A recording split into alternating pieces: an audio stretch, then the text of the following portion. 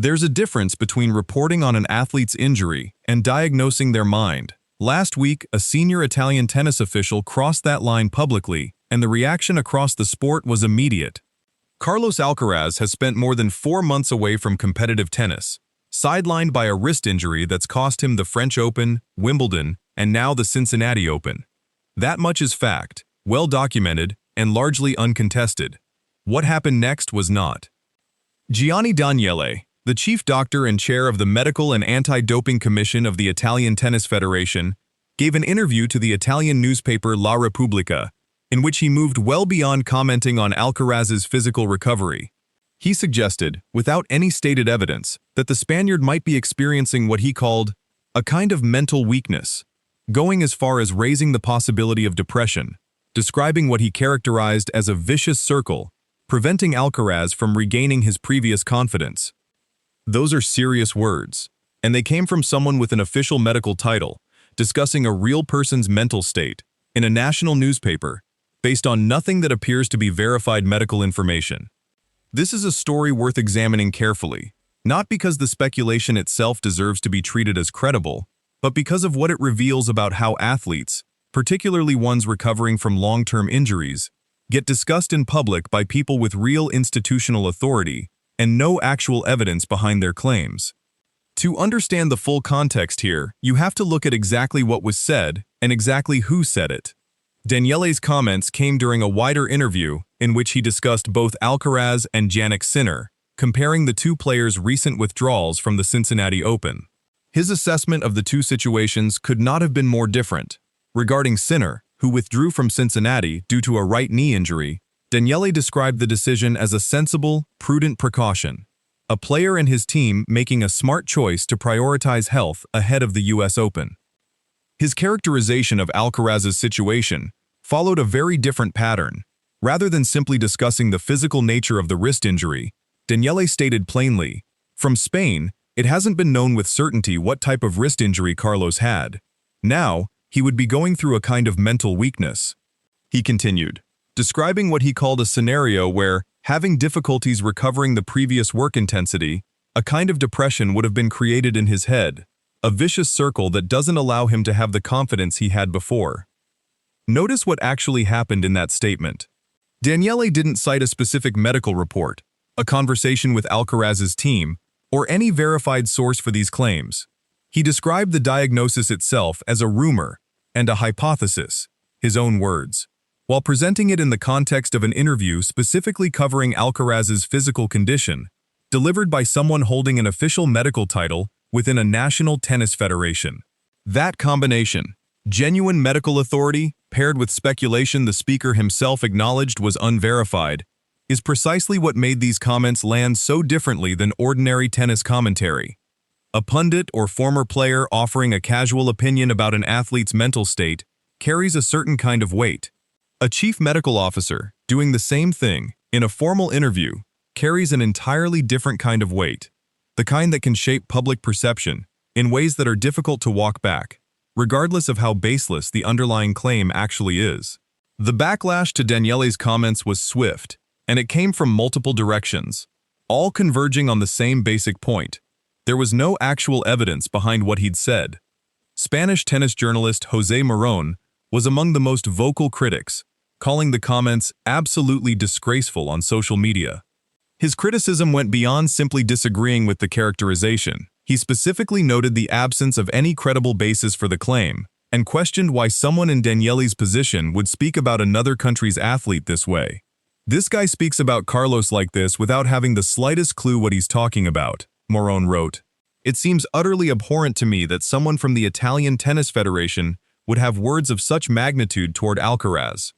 That criticism wasn't happening in a vacuum either. Morón and others pointed to a broader pattern of tension between voices within Italian tennis and Alcaraz specifically. Earlier in the year, Angelo Bonaghi, the president of the Italian Tennis Federation, had criticized Alcaraz over an unrelated matter, a custom luxury yacht the Spaniard had reportedly commissioned, drawing an unfavorable comparison to Sinner, suggesting the Italian world number one would never make such a purchase. Whatever the merits of that earlier criticism, it established a pattern, Senior figures within Italian tennis publicly commenting on Alcaraz's personal choices and character in ways that go well beyond typical tennis analysis. Fans and observers who responded to Daniele's comments raised a consistent point worth emphasizing directly. There is no official information whatsoever backing up the depression claim. Not from Alcaraz, not from his team, not from any medical source connected to his actual recovery. It's presented, by Daniele's own framing, as something closer to a circulating rumor that he chose to repeat and elaborate on publicly, using his own professional title to lend it an air of credibility it hadn't actually earned. This is where the story becomes genuinely important beyond just one interview. Mental health struggles are real, and athletes across every sport have increasingly, admirably, spoken openly about their own experiences with anxiety, depression, and the psychological toll of elite competition. That openness has done real good for how sports culture treats mental health as a legitimate, serious topic rather than a taboo. But that same openness depends entirely on athletes choosing, themselves, when and how to share their own experiences. It is a very different thing entirely for a third party, especially one holding official medical authority, to publicly speculate about a specific athlete's mental state without their knowledge or consent, based on nothing more than an unconfirmed rumor. That distinction matters. When Alcaraz or any athlete chooses to discuss their own mental health, it's their story to tell, on their own terms. When someone else does it for them, without evidence, it becomes something else entirely. A public diagnosis delivered by someone with no actual standing to make one, attached permanently to that athlete's name, regardless of whether it holds any truth at all. So what do we actually know, verifiably, about Alcaraz's recovery, separate from Daniele's unsubstantiated speculation? The confirmed facts paint a considerably less dramatic picture than the mental weakness framing suggests. Alcaraz suffered a wrist injury during his first-round win at the Barcelona Open in April, later diagnosed as tenosynovitis, an inflammation of the tendon sheath surrounding the wrist tendons, a real, physically documented condition that can make everyday racket movements genuinely painful. That diagnosis has never been seriously disputed by credible sources. It's a legitimate injury with a clear physiological basis, not a vague or unexplained ailment. Since then, reports consistent with verified updates from people close to his situation have described a gradual, methodical recovery process. Rehabilitation work, followed by controlled hitting sessions, followed by increasing training intensity over time. Recent updates, including footage described by outlets covering his situation as a very intense training session, have shown him hitting ground strokes and serving at increasing levels of effort. Separately, reports have indicated Alcaraz passed a relevant medical examination and was declared fit to return to play by doctors involved in his actual care, a detail that stands in direct contrast to Daniele's suggestion of an unresolved psychological block preventing his return. None of that guarantees Alcaraz will be fully ready for the US Open, or that his comeback will go smoothly. Those remain genuinely open questions, tied to real physical uncertainty about how a 4-month layoff translates into tournament-level competition.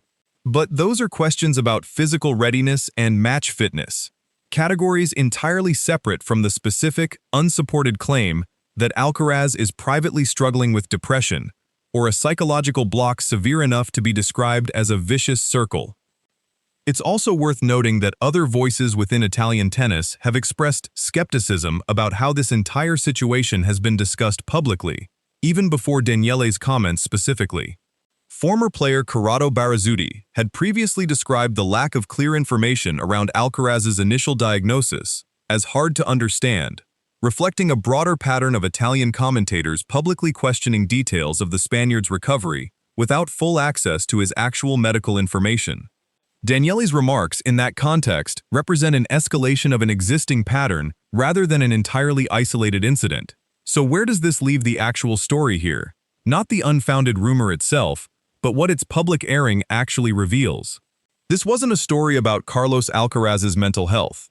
There is no credible evidence he is experiencing depression or any specific psychological struggle tied to his recovery, beyond what any athlete might reasonably feel after 4 months away from the sport they've built their entire identity around.